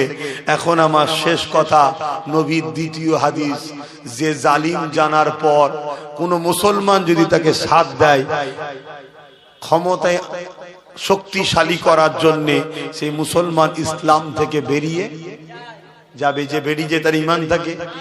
এবারে বলুন, কেন্দ্র সরকার মসজিদ মাদ্রাসা ওয়াকফকে মিটাতে চাইছে, এটা জুলুম না জুলুম নয়? রাজ্য সরকার এটা করছে, জুলুম না জুলুম নয়? তাহলে এই দুই সরকারকে কেউ যদি ভোট দেয়, শক্তিশালী করার জন্যই তো ভোট দেয়, সেই মুসলমানের কি ঈমান থাকবে? ইসলামে থাকবে? রাসূলুল্লাহর হাদিসটা তো শোনানো দরকার। আমার এই কথা শুনে 10টা বাপ, 10টা মা, 10টা ভাই হলো ঈমান হারা থেকে বাঁচতে পারে তো নাকি? আমার কথাই কারা একমত দিদি মুদিকে ভোট দেবেন না? একটু হাত তুলে সাক্ষী দেন। হাত লম্বা করে তোলেন, লম্বা করে হাত তুলে রাখবেন। এবার একটু দেখুন কেউ হাত তুলতে বাকি আছে কি, পাশাপাশি দেখুন কেউ হাত তুলতে বাকি আছে কি দেখুন। কেউ যদি হাত না তোলে তার সঙ্গে আমাদের কোনো ঝগড়া নেই, তার সঙ্গে ঝগড়া আমরা করব না। হাত নামান, তার সঙ্গে আমরা ঝগড়া করব না। কি করব? শুধু জেনে নেব এ ওয়াকফের দুশমন, দিদি মুদির লোক, আমাদের লোক নয়। ঠিক তো নাকি? এবারে বলুন, দিদি মুদি আলাদা না এক? জোরে বলেন। পিসাবটা নাপাক না পাক, আর মদটা নাপাক না পাক? মদ কাপড়ে লেগেছে, পিসাব কাপড়ে লেগেছে বলে মদ দিয়ে ধুলে পাক হবে? তা মুদিকে রুকার জন্য এই নাপাক দিয়ে রুকবেন? আমার কথা ভুল হচ্ছে নাকি? এবার যদি বলেন তাহলে কি করব? একটাই লাঠি সবার ঘুম হারাম করেছে না করেনি? ওয়াকফকে বাঁচাবার স্বপ্ন আছে না নাই? বাঁচাবার রাস্তা দুটো। অসুবিধা হচ্ছে একটু বলবো? বাঁচাবার রাস্তা দুটো। যদি আপনাদের কোনো রাস্তা থাকে বলবেন, আমি শুনবো। আর একটা আপনাদেরকে আইন জানিয়ে দিই, আমার দেশ হলো যুক্তরাষ্ট্রীয় কাঠামো। কথা বুঝে আসছে? ল্যান্ড যে জমির বিষয়ে রাজ্য সরকার যদি কেন্দ্র সরকারকে জমি না দেয়, এক টুকরো ঢিলাও কেন্দ্র সরকার রাজ্য থেকে লিজেতে, তাহলে রাজ্য সরকার যদি ওর আইনটাকে না মানতো, ক্ষমতা ছিল না এই রাজ্য থেকে এক টুকরো মাটি লিজেতে পারত। কিন্তু মানা ছাড়া, না মানা ছাড়া তো উপায় নেই। কেন মানতে হবে? যখনই মানবে না অমনি বলবে ভাইপোকে তুলে আনবো। শুনছেন না শোনেননি? হ্যাঁ, তাহলে ও ভাইপোর জন্য আমার মসজিদ কুরবানি করে দিচ্ছে, মাদ্রাসা কুরবানি করে দিচ্ছে, আর আমরা হাঁ করে বসে বসে দেখবো? হ্যাঁ, কথা বলেন, দেখবেন? আপনারা লড়াই করতে পারবেন তো? আপনাদের কিচ্ছু করতে হবে না। যে যার গ্রামে 10-12টা যেগুলো আছে, আমি দোয়া করছি প্রথম আল্লাহ ওদের হিদায়েত করুক। যদি হিদায়েত না হয়, বাস ওই কটাকে শুধু সাইজ করে দিলেই তো হয়ে যাবে। কোনো অসুবিধা নেই। এটা মসজিদ মাদ্রাসা বাঁচাবার লড়াই রে বাবা। তুই যদি মসজিদের দুশ্মন হস, তোর বিরুদ্ধে লড়াই করবো না? করবো না? তুই যদি আমার মাদ্রাসার বিরুদ্ধে নারাজ, তোর বিরুদ্ধে লড়াই করবো না? করবো না? এই তো আস্তে আস্তে দেখছিলাম লুঙ্গি পরে, মনে হয় 60 বছর বয়স হবে, এক চাচা বক্তব্য দিচ্ছে দিদির পক্ষে। তো ওর উপরে দয়া করলে হবে? কথা বলেন। আমার বাপও যদি ইসলামের বিরুদ্ধে দাঁড়ায়, তার বিরুদ্ধে লড়াই করতে হবে। এর নাম ইসলাম। কথা বুঝে আসছে না? নয়? আর এটাই তো আল্লাহর পরীক্ষা। যদি পরীক্ষায় পাস করতে পারো, লড়াই যদি করতে পারো, আল্লাহ সাহায্য পাবে, হাতে তোমাদের হবে, বিজয় তোমাদের হবে। আর যদি না পারো, মনে রেখে দিও, আল্লাহ তোমাদেরকে সাহায্য করবেন যখন এই জালিমরা তোমাদেরকে কাটবে। আমার কথা ওপেন। ভালো লাগলে নেবে, না ভালো লাগলে না নেবে। লড়াই আজ থেকে করিনি আমি। যখন চুচুড়ার মসজিদ মাদ্রাসায় তালা মারা হয়েছিল, তখন আমার কোনসা দল ছিল, কি ছিল, তারপরেও লড়াই করে মসজিদ মাদ্রাসা খুলিছি না খুলিনি? আমি সব বুঝি, কিন্তু আমার ধর্মের উপরে আঘাত দিলে আমার হেড অফ বিচার ঠিক থাকে না। কথা বুঝে আসছে না? নাই? আমার জমি লিয়েছিস, যা, চল আল্লাহ বিচার করবে। আমার চাকরি নিয়েছিস, যা, আল্লাহ বিচার করবে। আমার ভাত রুজি কেড়ে নিয়েছিস, যা, আল্লাহ বিচার করবে। আমার বাপকে গাল দিয়েছিস, মাকে গাল দিয়েছিস, যা, আল্লাহ বিচার করবে। কিন্তু কোরআন, ইসলাম, নবী আর আল্লাহ, এখানে কোনো কম্প্রোমাইজ নেই। আমার কথায় একমত তো? আগামী দিন কোরআনের পক্ষে, ইসলামের পক্ষে, ওয়াকফের পক্ষে আমরা লড়বো। যারা ওয়াকফের দুশমন, তাদের বিরুদ্ধে আমরা লড়বো। এই লড়াইয়ে যদি আমার গ্রামের কোন মুসলিম নামধারী আমাদের সামনে আসে, তাদের উপরে এক জাররা পরিমাণ দয়া আমরা দেখাবো না। এই কথাই কারে একমত? একটু হাত তুলে দেখান। একমত তো নাকি? একদম ওপেন কথা বলে দিচ্ছি, তুমি তোমার বেঈমান নেতার গদির জন্য যদি আমায় মারতে পারো, আমি আমার খোদার ঘরের জন্য তোমার জন্য হাত কাঁপবে না। এ কথা কি আমার বলা ভুল হয়ে গেল? তোমার চোর, বেঈমান, খুনি, সন্ত্রাস নেতার জন্য তুমি যদি মুসলিম ছেলেকে মারতে পারো, মুসলিম মা বোনদের ঘর ভাঙতে পারো, জুলুম করতে পারো, তাহলে আমার আল্লাহ নবীর ঘরের জন্য তোমাকে সাইজ করতে আমার হাত। জোরে বলো, অন্তরের মধ্যে ময়া। এখন বলুন আপনি কি বলছেন? মুসলমান আব্বাস লাগাচ্ছে তো নাকি? আল্লাহ নবী যখন মক্কা শরীফে ইসলামের প্রচার করলো, ওই সময় মক্কার মুশরিকরাও বলেছিল যে মুহাম্মদ তুমি যা করলে ঘরে ঘরে সব লেগিয়ে দিলে। আল্লাহ নবী বললেন তোমরা আসো তাওহীদের দিকে, সত্যের দিকে, তাহলেই তো সব ঠিক হয়ে যায়। কথা মাথায় ঢুকছে না? আমরা কারো মন্দির ভাঙতে যাচ্ছি, গুরুদুয়ার ভাঙতে যাচ্ছি, গির্জা ভাঙতে যাচ্ছি, কারো ঘর দখল করছি, ভাইপোর বাড়ি দখল করছি না? কেন দখল করতে যাব? কিন্তু বারবার আমাদেরটাই দখল করা হচ্ছে না, হয়নি? আমাদের উপরেই জুলুম হচ্ছে না, হয়নি? তাহলে আমি ডিফেন্স করব না? তোমরা পারবে তো? সেদিন ফেরাউনের দিকে সৈন্য ছিল, মুসা নবীর দিকে আল্লাহ ছিল। সেদিন নমরুদের দিকে সৈন্য বাহিনী ছিল, ইব্রাহিম নবীর দিকে আল্লাহ ছিল। সেদিন এজিদের দিকে রাজ পাওয়ার সৈন্য ছিল, আমার হোসাইনের দিকে আল্লাহ ছিল। সেদিন এই হিন্দুস্তানি আমার গরিবের নওয়াজ আর জালিম বাদশার সাথে লড়াই হয়েছিল।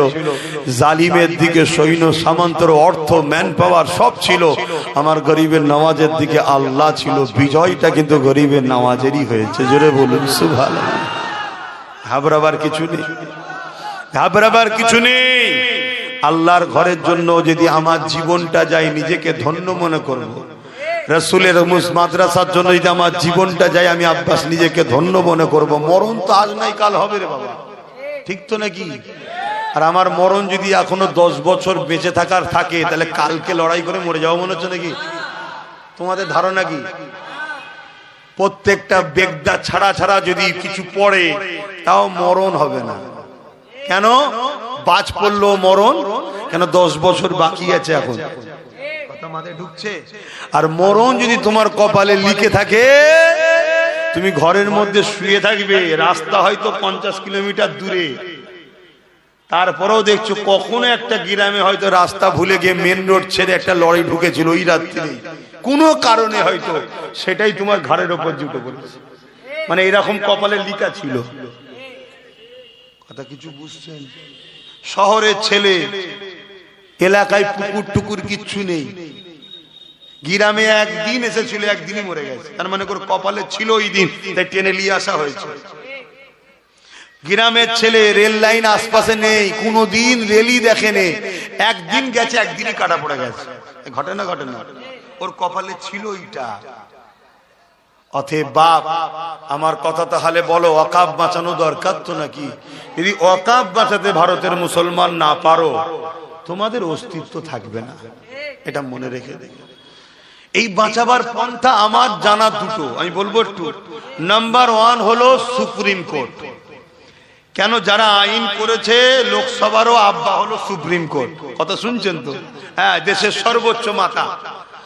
সুপ্রিম কোর্ট যদি আইনকে বাতিল করে দেয়, বাতিল হবে। তা সুপ্রিম কোর্ট কি এমনি এমনি বাতিল করে দেবে?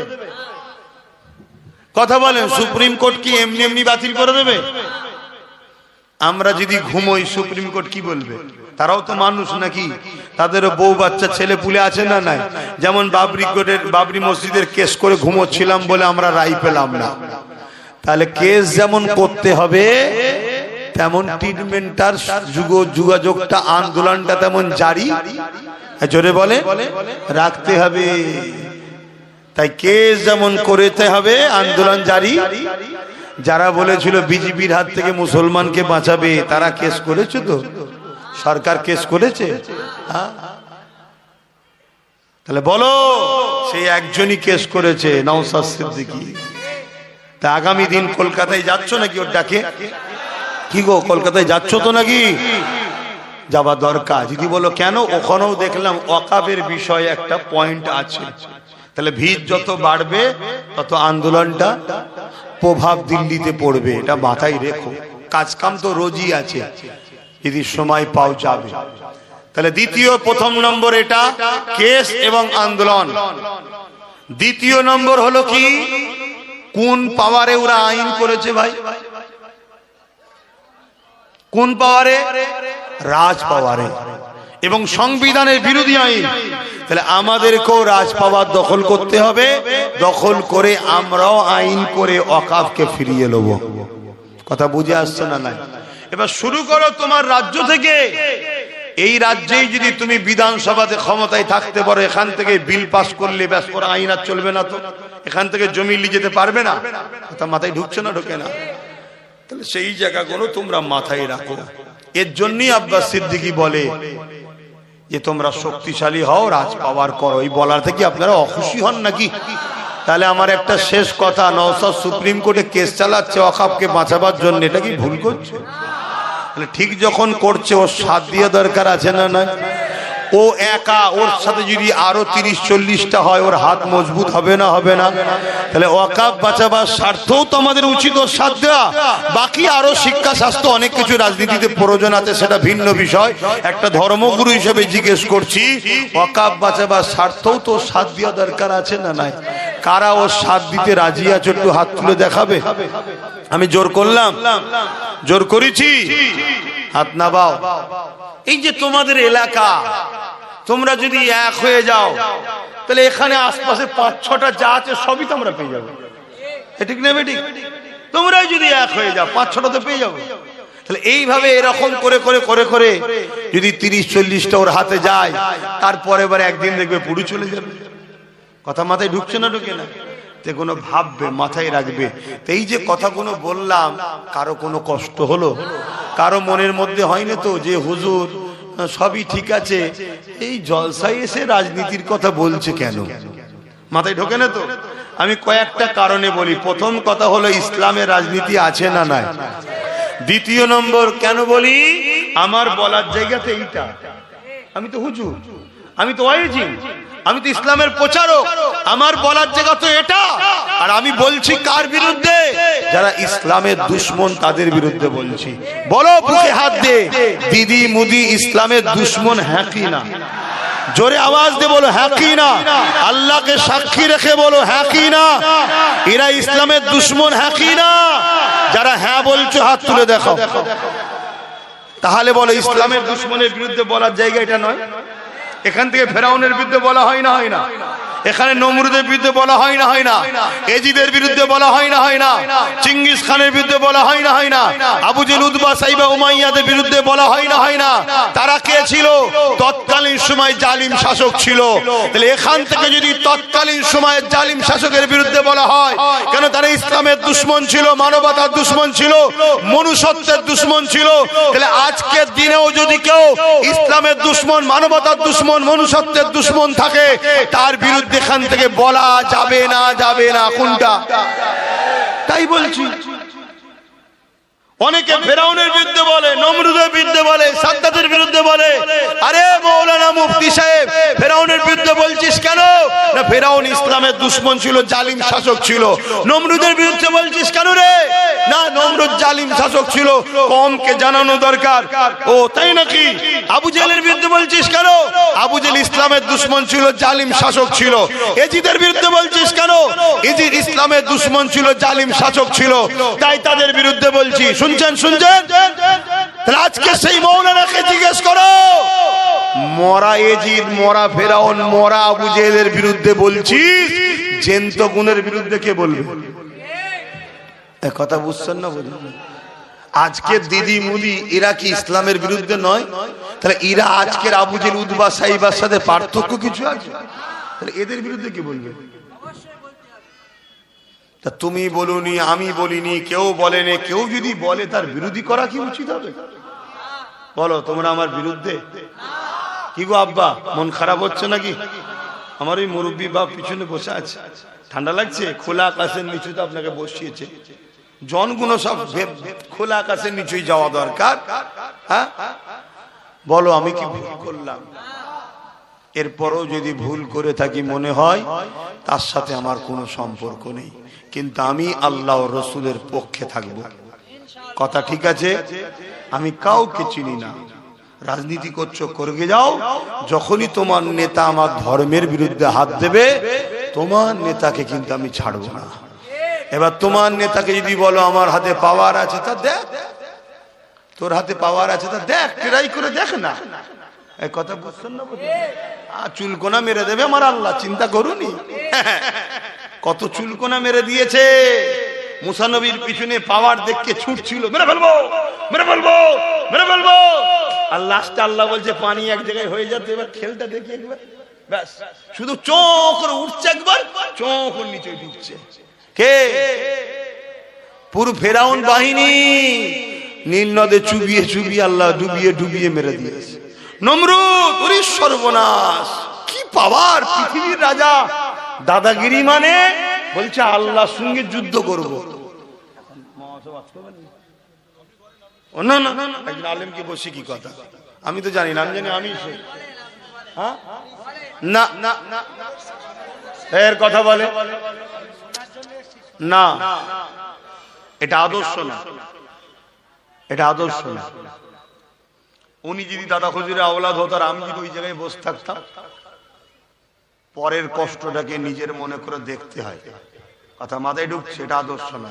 তো যাক, আমি অনেক কিছু বললাম, কেউ কষ্ট পেলেন তো যাক, আমি আর কথা বাড়াচ্ছি না, আপনারা আমাকে সালাম দেন। উনি দোয়া করবে, কেউ চলে যাবেন, আর আমার সঙ্গে হাতে মুসাফা কেউ করবে না। ও আরেকটা কাজ রয়েছে গো, যেটা কাজ, তোর দাঁতটাকে ভাঙলো, আরে সর্বনাশ, আস্তে একটা এই কাজটা একটু করে দিই। শোনো, বলছি কিন্তু একটা কাজ বাকি রয়ে গেছে। তো কি কাজ? আরে বলবে তো, পকেটে হাত দিবা, পকেটে হাত দেওয়া কাজ। কি হয়েছে? ও ঠিক আছে, বলে দেবে। 18ই মাঘ মাদ্রাসা, ও বড় গোপরে একটা মাদ্রাসা করছে, আমি জানেন তো, 18ই মাঘ জলসা আছে, আপনারা সকলে যাবেন, ওই 8টা 10টা পর্যন্ত, 8টা 9টা পর্যন্ত হবে। শোনেন, এই ছেলেরা যাচ্ছে, যার যা খুশি একটু দিয়ে দেন, যার যা খুশি, কেউ উঠবেন না, মনে দুঃখ করবো। হ্যাঁ, কি এটা ইন্তেকাল করেছে, আহা আল্লাহ, আরো কজন 5 জন বললো, আল্লাহ কবুল, আল্লাহ জান্নাত নসিব করে দাও। ছেলে কোন কি হলো তোরা? দরুদ শরীফ, আল্লাহুম্মা সাল্লি আলা, আল্লাহ জান্নাত। এই ছেলে বড় হলে একটু নলেজ সিটিতে দেবে। ধরো,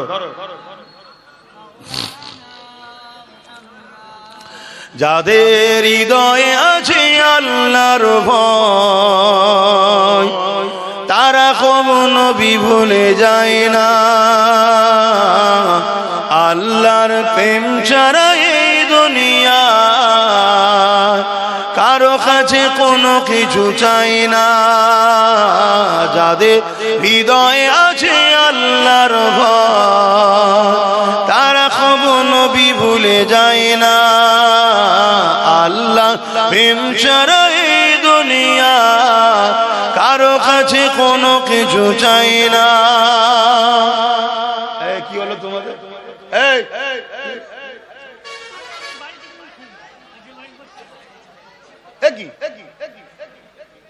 আমি তো বললাম কেউ উঠবে না, কষ্ট পাবো, আমি উঠলে কেন?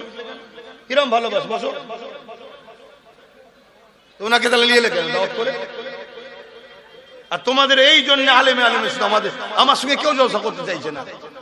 না না, জলসা করবো না, ওনার আগে হলে হবে না। এমনি কি সমস্যা? আমি তো রাত্রি জলসা করি না, হয় দিনে, আর না হয় মানুষের চাপে পড়ে সকালে সংসারের কাজ থাকে, নলে স্ত্রীর কাজ থাকে, বাধ্য সন্ধ্যেবেলা একটা করি। এই জন্য আমার পরে নামাজ রাখি। কমিটির উচিত ছিল নামাজ পড়িয়ে দেওয়া, নামাজ পড়েলি আবার নতুন করে শুরু করা। এটা মানুষকে অপমান করা হয় কোনো। যদি আমার সামনে উঠে চলে যেত, আমার মনে দুঃখ লাগতো না? যখন আমি প্রথম জলসা শুরু করেছি, আমার অনেক চাচাদের পরে উঠেছিলাম, এক জায়গায় তো গিয়ে দিকে একটা খোঁড়া বসে আছে, বাকি সব পালিয়ে গেছে। এমন কি খবর তোমার? বলছে আমাকে যে নিয়ে যাবে সে হুজুরের সঙ্গে দেখা করতে গেছে। আমি ওই পালা, এটা কি অন্যায় নয় বলো? এগুলো কমিটিকে বুঝতে হয়। একটা নামাজ করে নিল, করে নিয়ে আবার নতুন করে শুরু হলো। ওয়াজ খুব সুন্দরই সবাই করে, কেউ খারাপ করে না, কিন্তু একটা মানুষ একটা মুড নিয়ে বসে, আর মুডটা যখন নষ্ট হয়ে যায় না, তার মেন্টালিটিটা চাপ পড়ে যায়। কথা বুঝে আসছে? আর যখন শুরু করবে, 5টা লোক এসে বসলো, 10টা লোক এসে বসলো, ওই ব্যক্তিটাই এত সুন্দর ওয়াজ করবে, আগামী দিন তার ওয়াজ শোনার জন্য লোক আগে থেকে এসে বসে থাকবে। এখনো করুনি, এখনো ভুল। এগুলো আমি বলেছিলাম, কিন্তু তোমরা তো কত শোনোনি, কি বলবা?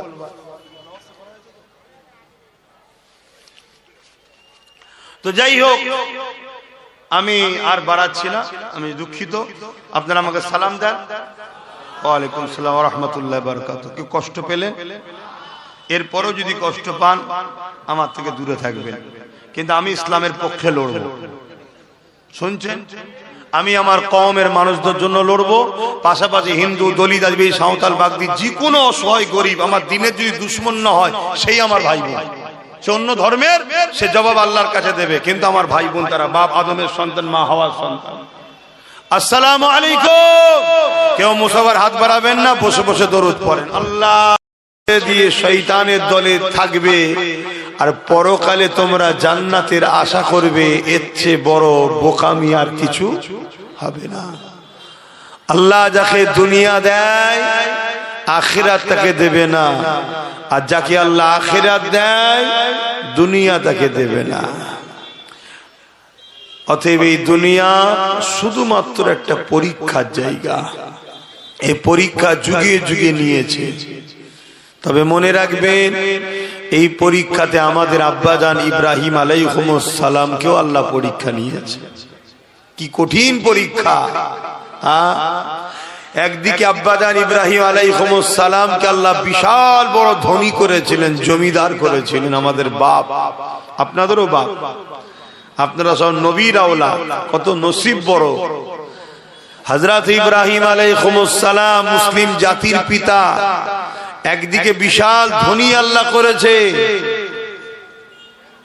কিন্তু ধন দৌলত ইব্রাহিম নবীর অন্তর থেকে আল্লাহ ভুলাতে পারে না। ধনী হওয়া খারাপ নয়, ধনী হয়ে যদি আল্লাহ ভুলা হয়ে যায় ওই ধনীটাই হলো অভিশাপ।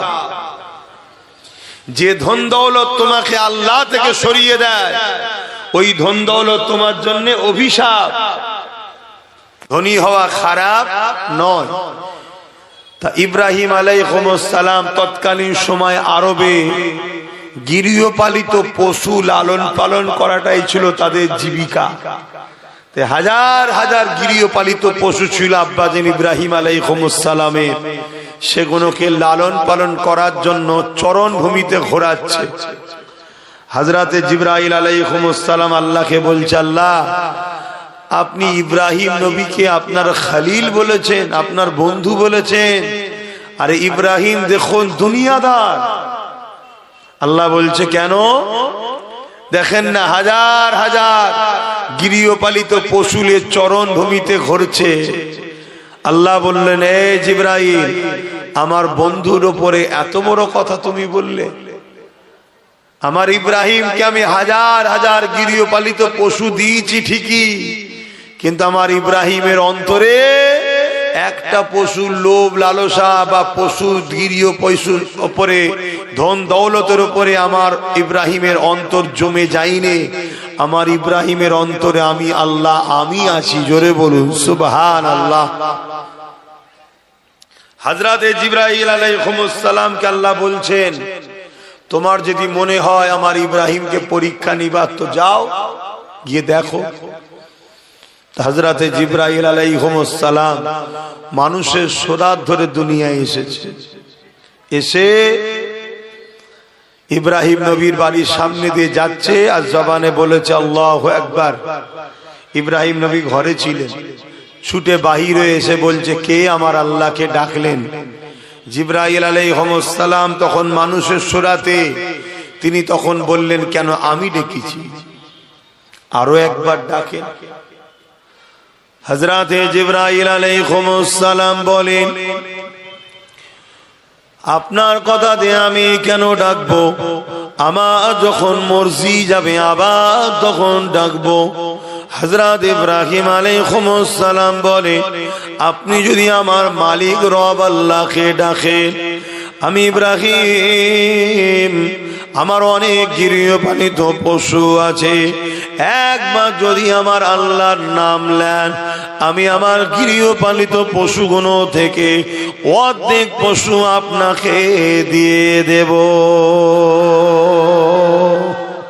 আমাদের আব্বা কত আল্লাহর প্রেমিক ছিল দেখে, আর আল্লাহ পরীক্ষা নিচ্ছে। একদিকে দিয়েছে, আবার জিবরাইল পাঠিয়ে পরীক্ষা নিচ্ছে।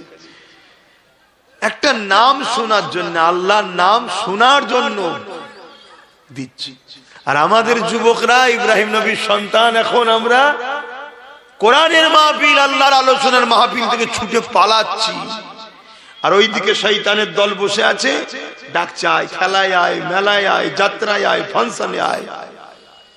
যুবক, দুটোর মধ্যে একটা, দুনিয়া চাও মজা করে লাও, আর যদি বলো জান্নাত চাই দুনিয়ায় একটু ধৈর্য ধরো,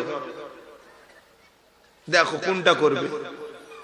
আর যদি দুনিয়া চাই তো দুনিয়ার মতো দুনিয়া লাও, একদম মজা করে লাও, আদানি আম্বানির মতো ঝেড়ে ঝুড়ে কোটি কোটি টাকার মালিক হয়ে ফুর্তি আনন্দ করো। কথা শুনছেন তো নাকি? তাতে এতিমের গরিবের বিধবার দেশের কারো বাদ দিওনি, যার পরও খেয়ে যাও।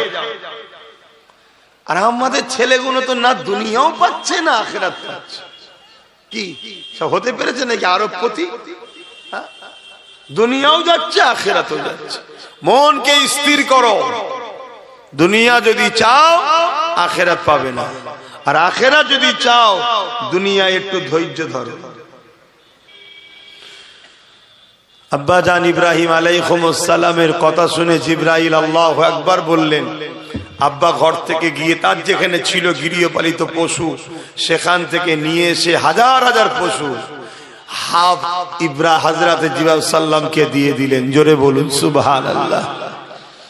হযরতে জিবরাইল আলাইহিস সালাম এই পশুগুলোকে নিয়ে তিনি রওনা দিতে লেগেছে। এমন সময় ইব্রাহিম আলাইহিস সালাম আবার বলে উঠলেন, এ আল্লাহ পাকের বান্দারে, আরো একবার আমার আল্লাহর নাম লাও। ইব্রাহিম আলাইহিস সালামের কথা শুনে হযরতে জিবরাইল আলাইহিস সালাম বলতে লেগেছে, এবারে কি দেবেন? ওই সময় ইব্রাহিম সাল্লাম বলতে লেগেছে, বাকি যে অর্ধেক গৃহপালিত পশু রয়ে গেছে আমার আল্লাহ আমাকে ভালোবেসে দিয়েছে, কিন্তু এগুলোর উপরে আমার কোনো টান নাই। অবালা পশু না খাওয়ালে গুনাহ হবে, তাই চরণ ভূমিতে নিয়ে যেতে হয়। এগুলো যদি না থাকে আরো বেশি বেশি আমার আল্লাহ ইবাদত করতে পারবো। আর আমরা তখন টাকা গুনাতেই ব্যস্ত। হ্যাঁ, আমার নওজওয়ানেরা, হযরত ইব্রাহিম আলাইহিস সালাম মনে মনে অবাক হয়ে যাচ্ছে, কাকে আমি দুনিয়াদার বলেছিলাম, এ তো আল্লাহ পাকের প্রকৃত দিওয়ানা, আল্লাহ পাকের প্রকৃত মাহবুব। তাই হযরত জিবরাইল আলাইহিস সালাম আবার আল্লাহু আকবার বললেন, বাকি যে অর্ধেক গৃহপালিত পশু ছিল সম্পূর্ণ নিয়ে এসে হযরত জিবরাইল আলাইহিস সালামের হাতে দিয়ে দেয়। কি মোহাব্বত দেখে। কিন্তু এটা পরীক্ষা অপর দিকে। তাহলে বাপকে পরীক্ষা নিয়েছে, ছেলেদের পরীক্ষা নেবে না? আল্লাহ কোরআনের মধ্যে বলছে, তোমরা কি মনে করো যে একটা বান্দা পরীক্ষা ছাড়া জান্নাত চলে যাবে? কিন্তু শুকরিয়া আদায় করো যে আমাদেরকে আল্লাহ হালকা হালকা পরীক্ষা নিচ্ছে। এই পরীক্ষা দিয়ে আমরা ফেল হয়ে যাচ্ছি। যে পরীক্ষা সাহাবাদের নিয়েছে, ওই পরীক্ষা যদি আমাদের নিত কি হতো?